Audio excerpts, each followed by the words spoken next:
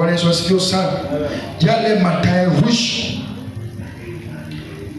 ndiyo ambayo asubuhi ya leo tunatakwenda kuzungumzia. Bwana asifiwe sana. Ndiyo asubuhi ya leo tunataka kuzungumzia.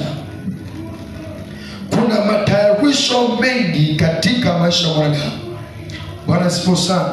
Kuna matayarisho mengi katikati ya mwanadamu, na kuna wakati, maandiko yanasema kwamba kuna wakati wa kuzaliwa na kukawa na wakati wa kufanya nini? Bwana asifiwe sana. Wakati wa kuzaliwa, wakati wa kukufa, wakati wa kuchekacheka, wakati wa kufanya mambo yote. Wakati wa kuzaliwa ya kwanza, wakati ya kuwa mtoto na kuwa mtu mzima.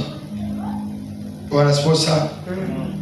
Hiyo yote ni wakati, na hiyo wakati yote inapoendelea hivyo, tunasonga kwa hatua ingine. Bwana asifiwe sana. Wakati ambapo tumefika kama watu wazima, tumefanya watu katika maishani mwetu. Ni asubuhi ya leo Timotheo ama Paulo anazungumza na Timotheo na kanisa la Efeso ya kwamba now the Holy Spirit takes us clearly that in the last times, wakati ambao wa mwisho. Bwana asifiwe sana.